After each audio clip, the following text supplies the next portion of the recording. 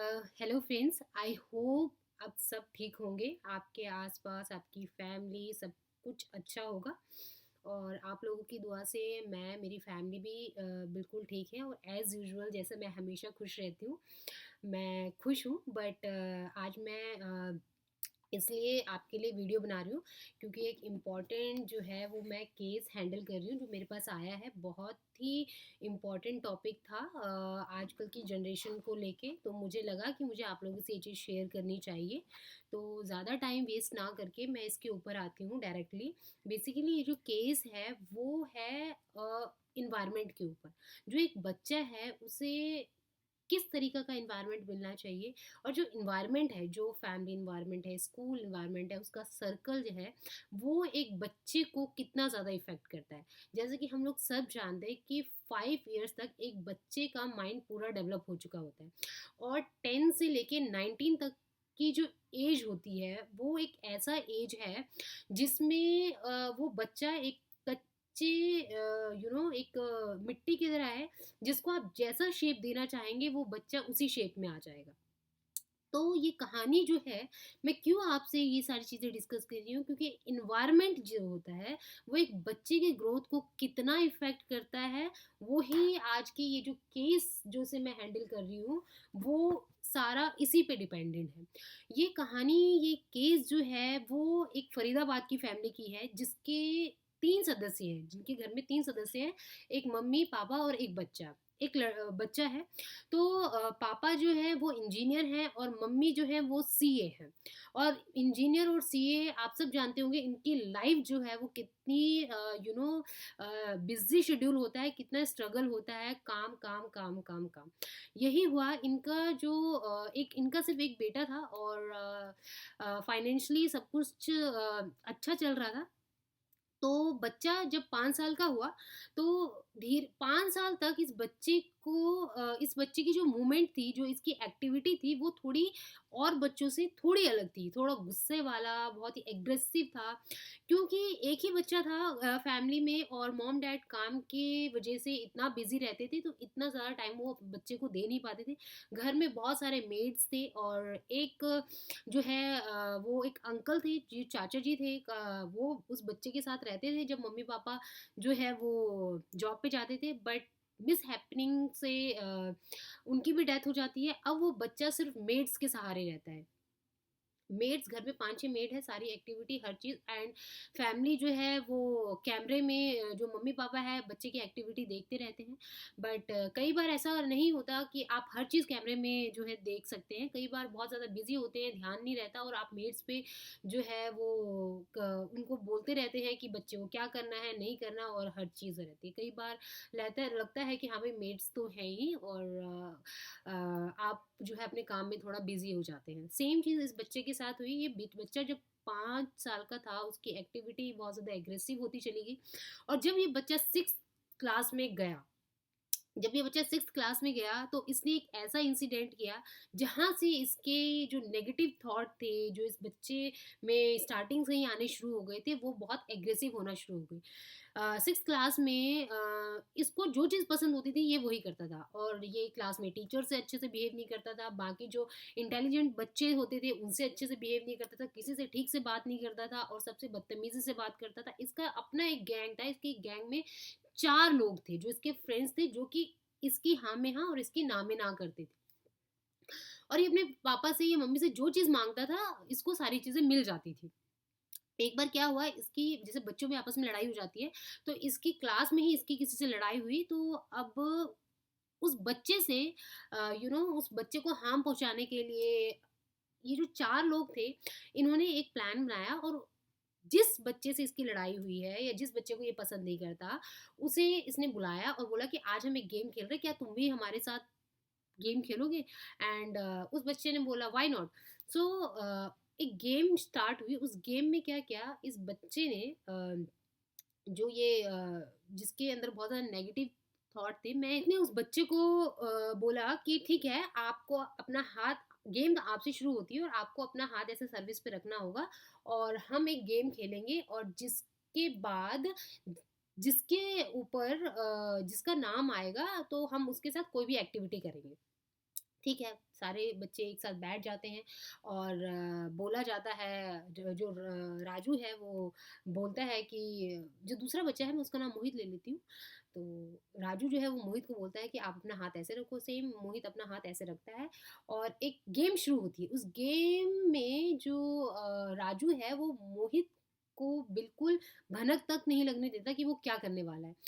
2-3 minute ऐसे ही कोई कहानी चल रही है, कोई कहानी चल रही है और इतनी देर में जो राजू है, वो ज्योमेट्री में जो प्रकार होता है, उसके ऊपर जो चोंच होती है, वो प्रकार को ऐसे रखता है और बहुत तेज़ से मोहित के हाथों में ऐसे मारता है। जैसे ही वो मारता है प्रकार, क्योंकि वो एक सुई की तरह एक नुकीली चीज़ होती है और वो मोहित के हाथ से वो ऊपर से नीचे निकल आती है।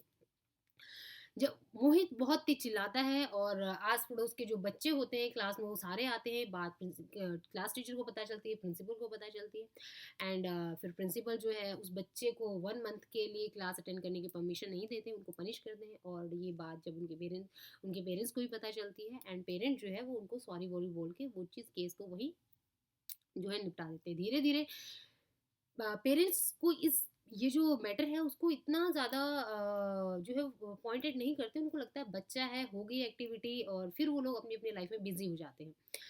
देन एक बार नेक्स्ट क्या होता है कि उनकी मम्मा को थोड़ा सा डाउट होता है कि कहीं उनका बच्चा कोई स्मोक तो नहीं कर रहा। सो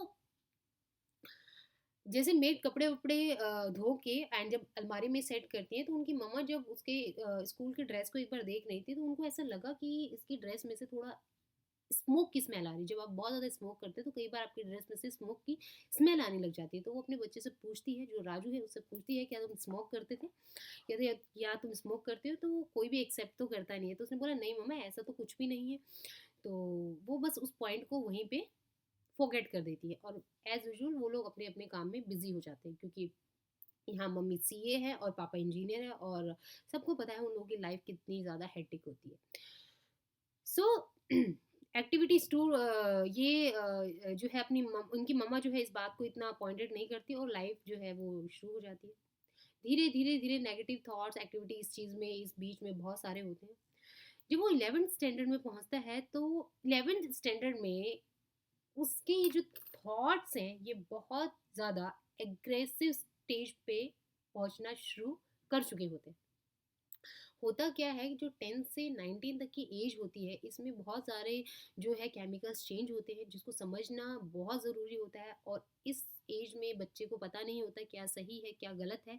तो एक पेरेंट्स की जो है वो बहुत बड़ी ड्यूटी होती है कि उन्हें अपने बच्चे को जो है प्रॉपर गाइड करना होता है। स्कूल्स की और उसके फ्रेंड्स सर्कल की ये जो इन्वायरमेंट है इसका बहुत ज़्यादा इफेक्ट पड़ता है एक बच्चे के ऊपर।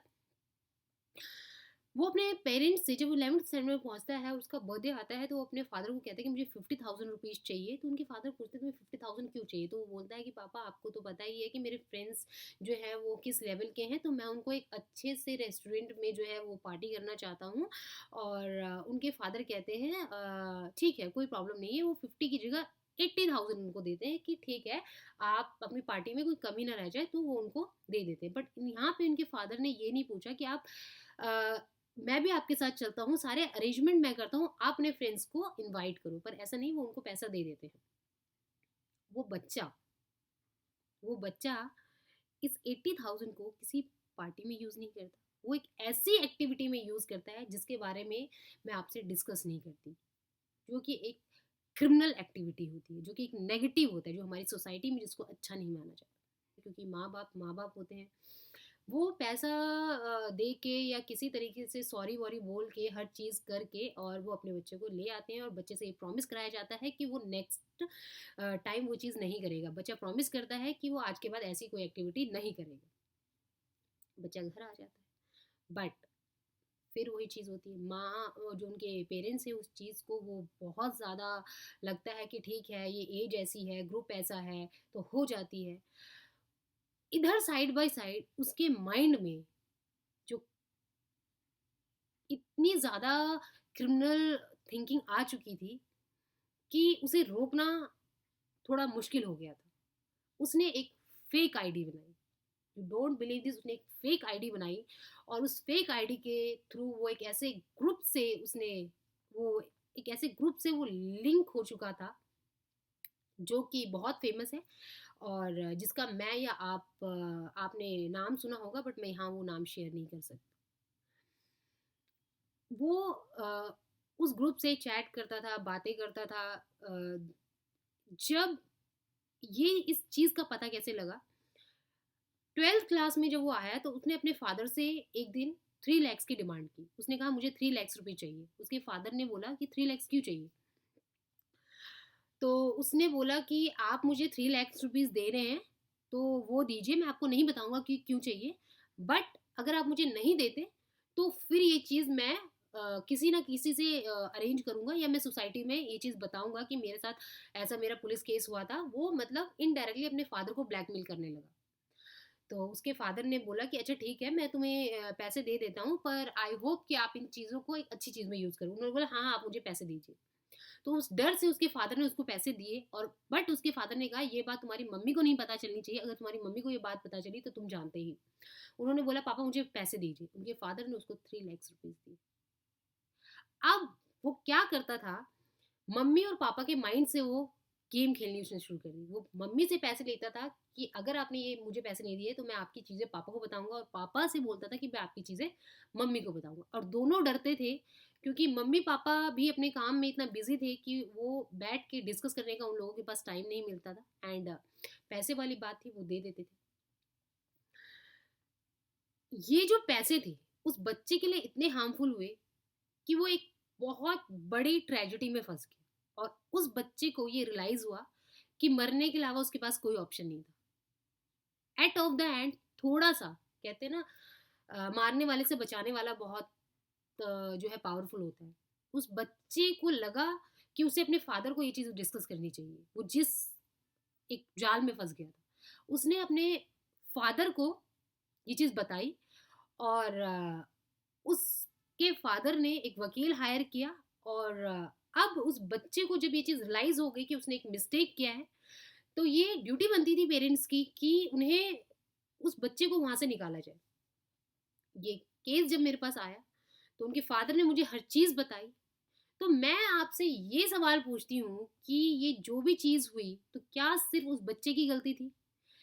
क्या हमें अपने काम, बिना काम के हम, मैं मानती हूँ काम बहुत इम्पोर्टेंट है। क्या ये हमारी ड्यूटी नहीं बनती कि हम काम के साथ-साथ अपनी फैमिली को, और हमारी फैमिली में क्या हो रहा है, इसकी जानकारी रखना भी हमारी ड्यूटी है? क्या हमें अपने काम में इतना बिज़ी हो जाना चाहिए कि बाकी और एक्टिविटी के बारे में हमारी नॉलेज बिल्कुल ही ज़ीरो होनी चाहिए? क्या ये हमारी ड्यूटी नहीं बनती कि जिनके लिए हम पैसा अर्न कर रहे हैं, क्या वो उन चीज़ों से, उस पैसे से, और उस चीज़ों का हमारे बच्चे पे कुछ हार्मफुल, कुछ नेगेटिव इम्पैक्ट तो नहीं पड़ रहा? क्या ऐसा तो कुछ नहीं हो रहा जिसे हम अपने बिज़ी शेड्यूल में जो मिस कर रहे हैं? ये एक क्वेश्चन बन कि कोई भी प्रॉब्लम आपको होती है, कोई भी स्कूल में, बाहर, ऑफ़िस में, जॉब्स में, कहीं कुछ भी एक्टिविटी होती है, प्लीज़ अपनी फैमिली के साथ शेयर ज़रूर करें, क्योंकि आप हो सकता है इतने स्ट्रॉन्ग ना हो उस चीज़ से निकलने के लिए। हो सकता है आपके मॉम-डैड, क्योंकि वो लोग, उन्होंने बहुत दुनिया देखी होती है, वो आपको इस चीज़ों से निकाल सकते हैं। कोई भी चीज़ हो, कुछ भी हो, आपसे कितनी बड़ी मिस्टेक हो गई है, कोई आपको ब्लैकमेल कर रहा हो, आप कहीं किसी चीज़ में आप फेलियर हो चुके हैं, आप प्लीज़ अपनी फैमिली से डिस्कस कीजिए, या आपको जो लगता है कि आप जिसको शेयर कर सकते हैं, और जिससे भी वो चीज़ शेयर कर रहे हैं, उनसे रिक्वेस्ट है कि प्लीज़, प्लीज़, प्लीज़ उसको सही गाइड कीजिए, क्योंकि हमारी लाइफ बहुत इंपॉर्टेंट है, एंड लाइफ बहुत छोटी होती है। आपने एक जो है एक डायलॉग सुना होगा कि 100 साल की ज़िंदगी इंपॉर्टेंट नहीं है। अगर आप 10 बरस भी जिए, वो किस तरीके से जिए हैं, वो बहुत इम्पोर्टेंट है। तो मेरी सबसे ये रिक्वेस्ट है, इसलिए मुझे लगा कि ये एक ऐसा बच्चा है जो कि बहुत चीज़ों से उसने सर्वाइव किया है, बहुत चीज़ें उसने फेस की है, अब वो अपने आप को उन चीज़ों से निकाल रहा है। तो अगर उनके पेरेंट्स को थोड़ा रियलाइज़ हो जाता और वो अपने बच्चे के साथ बैठते, और या फिर वो बच्चा ये सोचता कि मैं बहुत सारी चीज़ें जो है अपने पेरेंट्स को बताना चाहता हूँ, और एक एक बॉन्ड होता, तो शायद आज इस बच्चे को इतनी चीज़ें फेस नहीं करनी पड़ती, और ना ही इस बच्चे की वजह से इनकी फैमिली को, राइट, क्योंकि दोनों ही सफ़र करते हैं। तो डिस्कस करूँगी सो दैट कि आपके साथ-साथ और भी जो अदर फैमिलीज़ हैं या फिर और भी जो लोग हैं वो इम्प्रूव हो सके, क्योंकि ये हमारी सोसाइटी और हमारी ड्यूटी बनती है कि हम इसे एक हेल्दी इस सोसाइटी को एक हेल्दी एनवायरनमेंट दें, right? Thank you so much, and I hope कि आप लोग सब खुश होंगे, जहाँ भी हो रहेंगे, जहाँ भी हो आप सारे खुश होंगे। Thank you so much. इसी के साथ ही मैं इसको फिनिश करती हूँ। Thank you again, once again. Bye bye, take care.